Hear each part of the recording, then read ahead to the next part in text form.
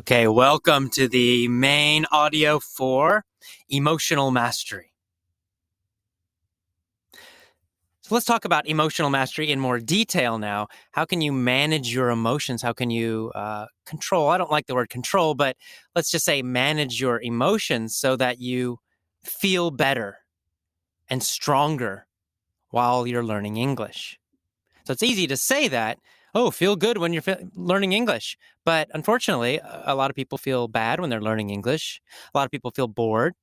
Or maybe just in your life in general, you're tired, you're working hard, and it's difficult to learn English also and still feel energetic and happy.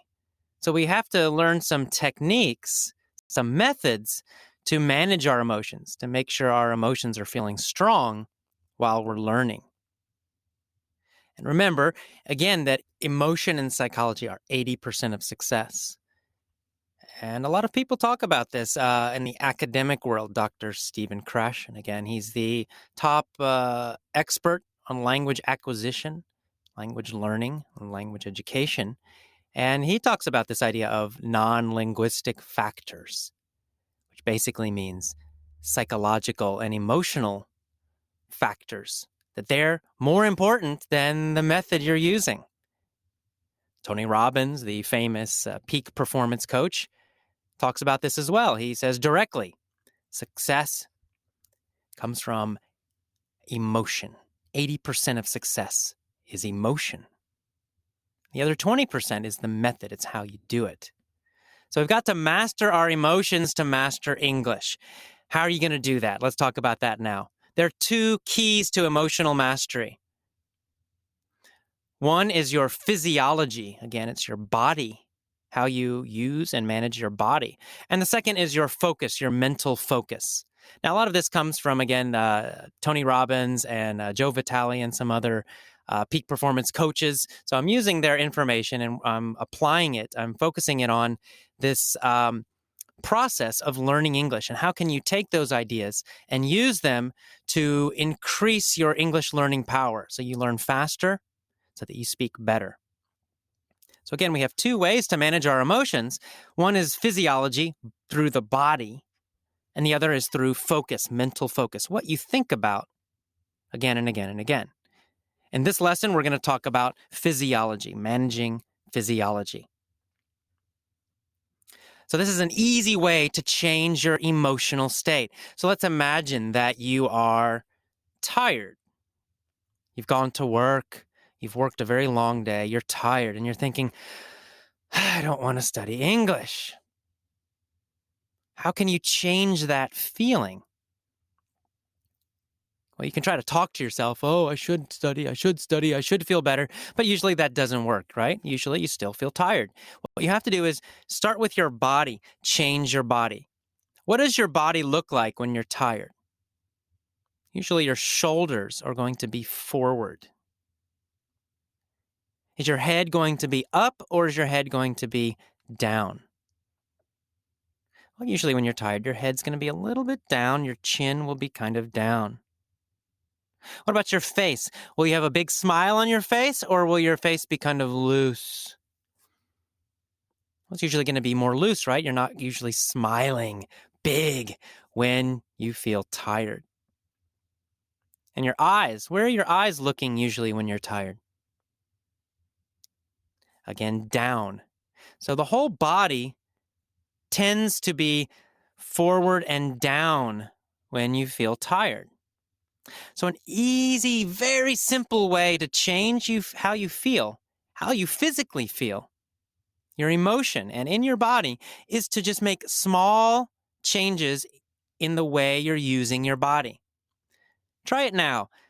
Lean forward, put your shoulders forward, put your chin down, look down. Okay? Put your body into a tired position. Notice how you feel. Now let's change it. Pull your shoulders back and your chest up. Bring your chin up. Bring your eyes up. Look up. And now, even if you don't feel happy, I want you to smile really big. Put a big smile on your face. Fake it. Look stupid. Okay, so a big smile, shoulders back, chest up, eyes up, and a big stupid smile, a big grin on your face. Do you feel differently now? You probably do. Just by changing the position of your body, I'm doing it right now myself, I can feel that I feel more energetic. I feel happier just by shifting my body. When I go back and I put my shoulders forward and my chin down and my eyes down, I can feel some energy going down, right? The energy in my body gets less. When I pull my shoulders back, my chest up, my chin up, my eyes up, I'm smiling big, just faking it, acting like a crazy person, I feel much better. And you do too. So that is such an easy way to change how you feel, to change your emotional state, just by shifting your body. It's a simple way to get control of your emotions and to master your emotions. So here's what I want you to do. Every time you listen to these lessons or any English lessons or any kind of English studying, I want you to first change your body. Before you listen to those lessons and while you're listening, I want you to consciously think about pulling your shoulders back, pushing your chest up, chin up, eyes up, and make yourself smile. You probably didn't smile much in your English classes when you were younger, but this time I want you to smile, even if you feel like you're being stupid. It doesn't matter. Do it. You're going to change your body, and by changing your body, you're going to feel better. You're going to have more energy. And when you have more energy, when you feel better, you learn faster. There's a lot of research about this. And it shows that people who have more energy, who are feeling good emotionally, learn faster. People who are tired and bored learn much more slowly. What's another way that you can change your emotion by changing your body? Well, another very easy way is through breathing. How you breathe determines the energy in your body and how you feel. So, for example, if you have a very shallow breath, you're breathing very shallowly. Small little breaths, tight chest. You're going to feel different than if you're taking big breaths that are deep.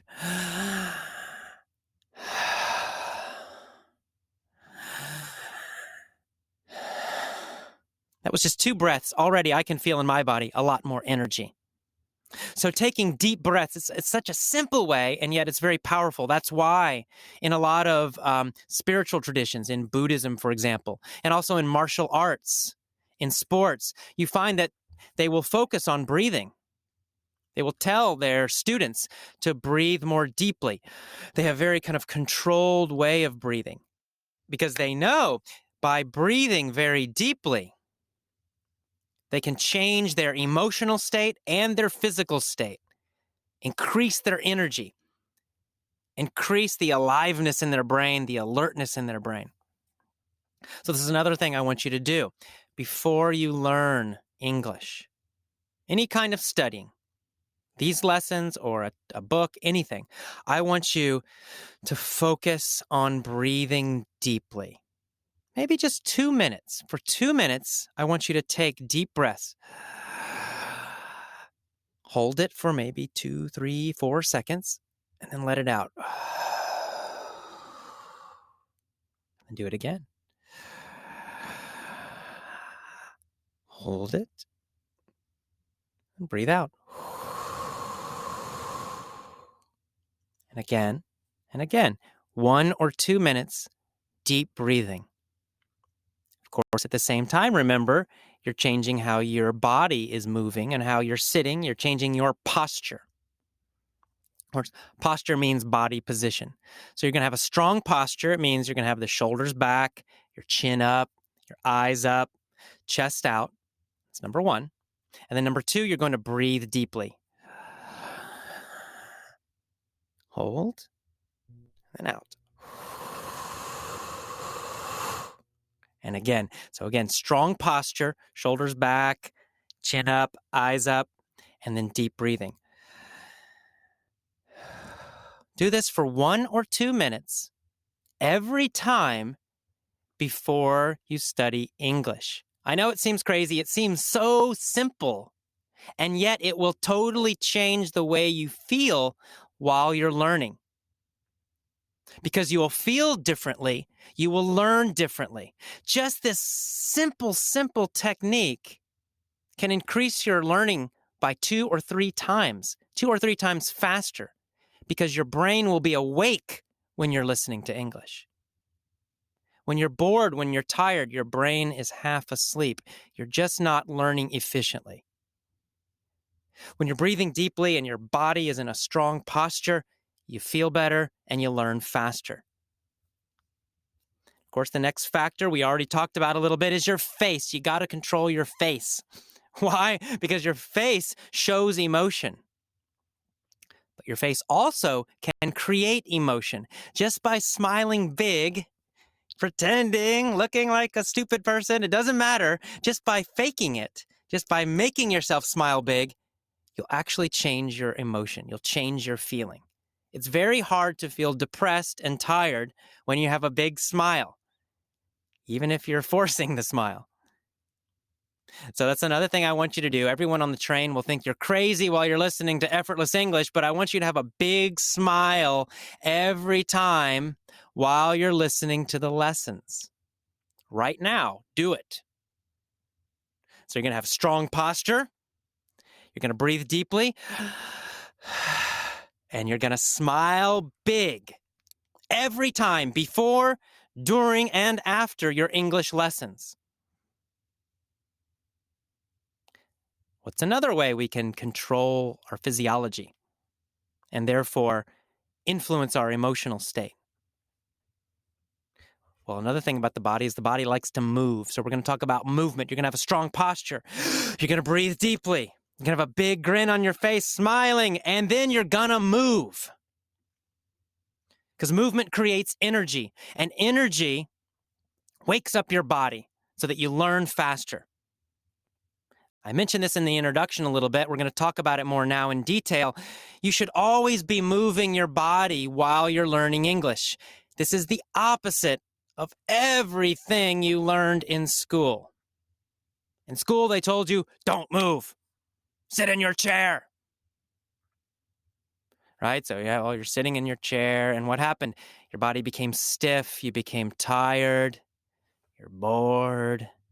Well, this is the opposite. You're not in school anymore.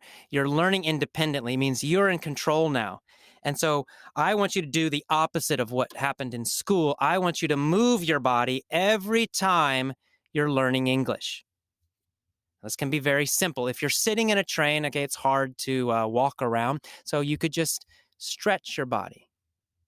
Consciously stretch your leg a little bit, stretch your arm, move your head around in a circle, small little stretches. Just make sure your body is moving even a little bit.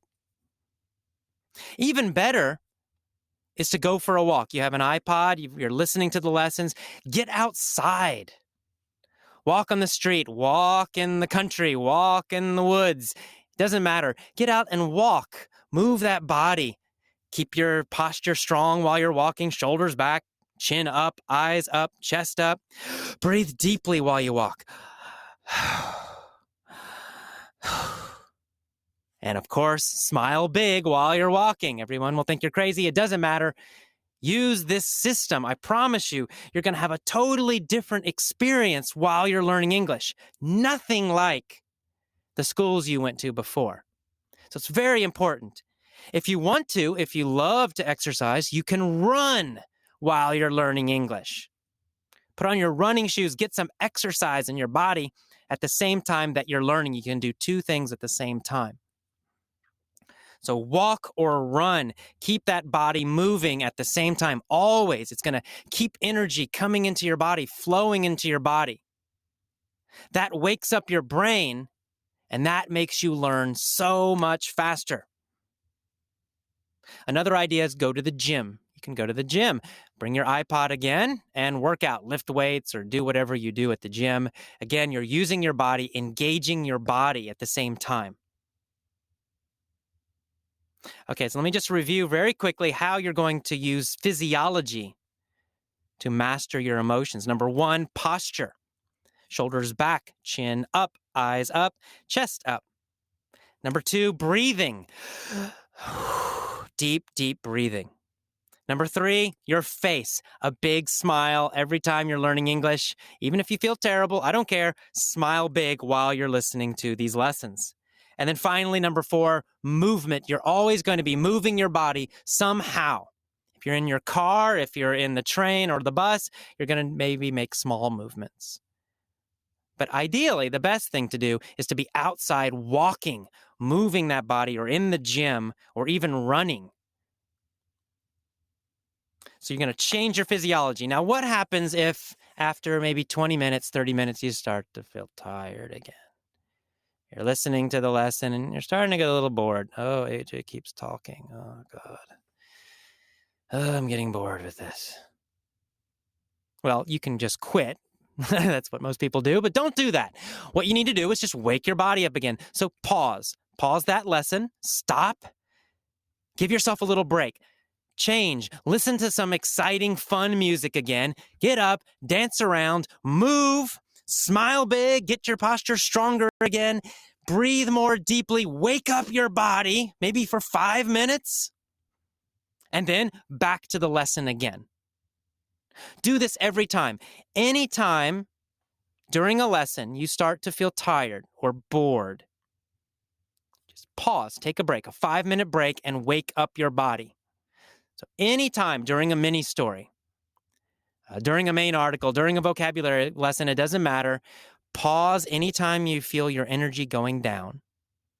Change, listen to your favorite music, jump around, move, make your posture strong again, smile bigger, start feeling great, get that energy in your body, then return to the lesson again. Okay, so that's it for the main article here of emotional mastery. You're going to focus on your physiology. You're going to focus on mastering your body, using your body to change your emotions, using your body to change the energy that you feel, and therefore using your body to learn English much, much faster. Okay, I will see you next time. Bye-bye.